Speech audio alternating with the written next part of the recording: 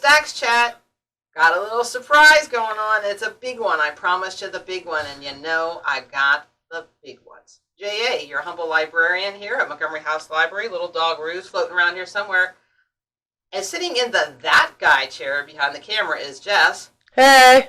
And sitting in the this guy chair is one Lynda Schlegel Culver on our show. Hello. Oh, so got a hey and a hello. That's awesome. So Lynda was dropping by because it is National Library Week, and she loves libraries, and she walks the walk. She doesn't just sit on the floor of the house somewhere and talk the talk. She's here. Yep. And I have a few questions for Lynda. She agreed to sit down and chat with us. How long have you been serving? So I'm in my sixth term, which is my 12th year. So terms are 2 years. Yeah, 2-year terms. I'm running again in half of a new district because we were redistricted. So the 108th district is changing by about half. We're losing 11 municipalities. We're gaining 11 municipalities. Who do we get? Who's on our team now? We're gaining Montour County. Is that good? All of it. Who do we lose? We unfortunately lost 6 municipalities in Snyder County. And I'm losing the entire lower end of Northumberland County. Really? Mm-hmm. So they're splitting up our county. Well, it's always been split because it's too large to be in one district. So the 107th and 108th have historically always represented Northumberland County. It's not changing. The lower end of the county is going into the 107th, and Snyder County is going into the 85th. So we go from 107 to 85. That doesn't even seem mathematically right. Did they not go on a straight line when they did the numbers? So when the districts were originally created, they were numerically in order. But as population ebbs and flows, they've had to pick districts up and move them across the state. So the numbers are no longer as in order as they once were. Do you ever see that like on your computer, like you're looking for a file, you know, and then you click like by order when I last used that file or when I created it? Right. Wouldn't it be cool if we could do that? Or like on your desktop, put these icons alphabetically, put these districts right in number order. Right. That would be convenient. It would be a little more convenient for Do other states have the same thing? I actually don't know the answer to that. I'll have to find out. She's worried about our state. That's right. I always describe Northumberland County because I'm not originally from here. And I say it's shaped. It's the one shaped like an I Dream a Genie bottle. Yeah, it and is. We're like the cork. So how much of the lower end of the bottle did we lose? I lost everything. It's been dwindling. Every reapportionment, they take a little bit more of it. So I lost 5 municipalities from the lower end, and I'm gaining 11 municipalities in Montour County. So it was actually I lost 11 municipalities. I'm gaining 11 municipalities. Is that normal to lose the same amount as you gain? Well, it's based on population. And the people down there aren't having enough kids? No, that's the odd part. Or people aren't moving in, or right. people are moving out? We truly feel as though rural Pennsylvania did not have a voice in the redistricting process. Yeah, nobody asked me. Did they ask you, Jess? No. Nah. They didn't ask me either. And I would have probably told them. You know, there are municipalities that share services. Sometimes library services, sometimes it's police department, fire department, water and sewer. It just depends on where you're at. And there was really no voice taken from rural Pennsylvania. So who decided? Just the people who take the population? There's a 5-member commission. And the chairman of the commission, who was appointed by the Supreme Court, kind of spearheads it. And then it's the majority-minority leader of both the House and the Senate. So it was an interesting process, and I thought there would be more input because normally they bring us up to what we call the map room and ask us, you know, where do people go to school? Because school districts define your communities. You know, where do they shop? Where do they go to church? You know, where do they socialize? Where is that? You know, what shared services are there? There was none of that conversation. So if you see Union County, the member who lived in Union County now only has 2 municipalities. And there's 2 other members in Union County, but the one who has the bulk of Union County is from Clinton County, an hour away. For a minute there, I was following along and getting smarter, Jess. Did you feel like you're getting smarter? I was until she got what Clinton County. It's like, I got it, I don't got it. Do you got it? I have it. But Good. That's important. That's why she's the boss.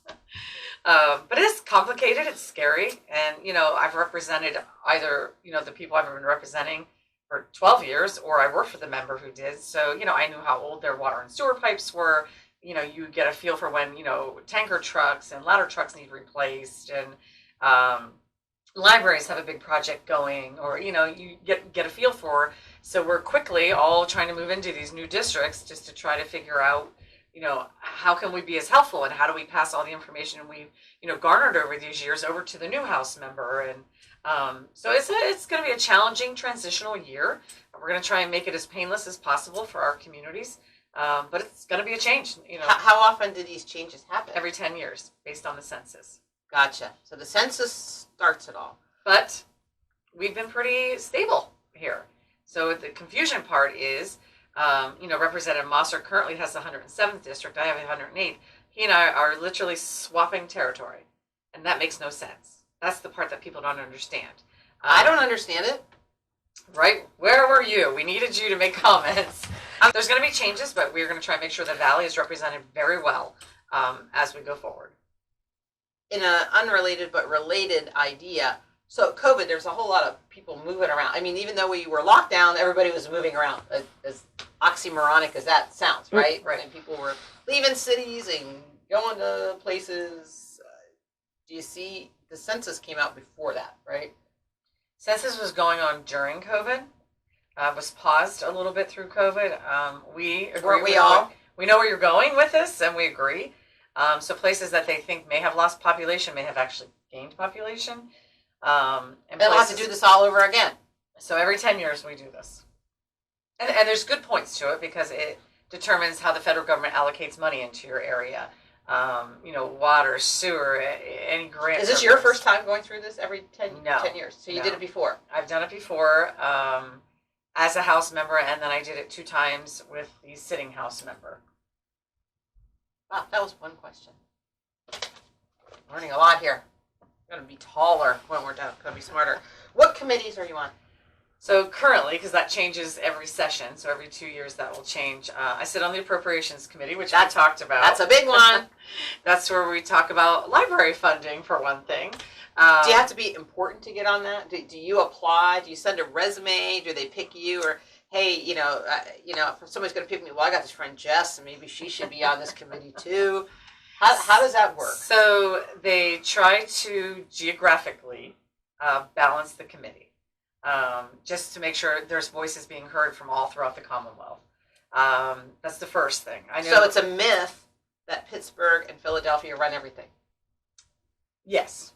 As far as it's a hypothetical. Like, hypothetically, they don't.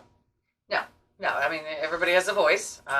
Obviously, they have a lot more members in a much more condensed area. And, we're more spread out. Members from Philadelphia will tell you that their legislative district is 6 blocks.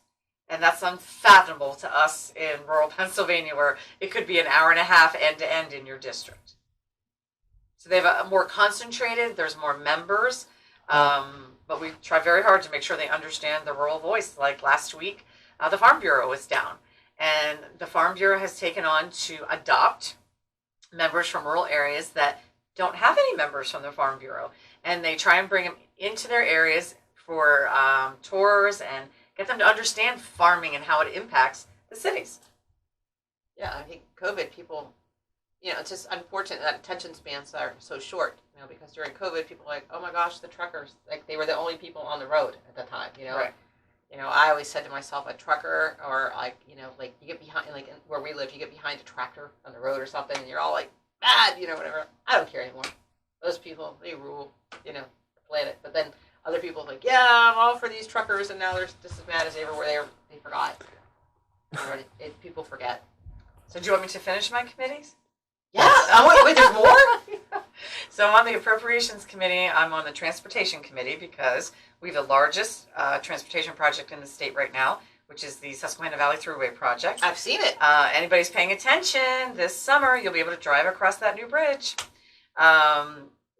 So construction will commence on the second part of the project, which will be, in the Snyder County area on routes 11 and 15, and there will be disruption. You will see changes, so everybody exercise patience.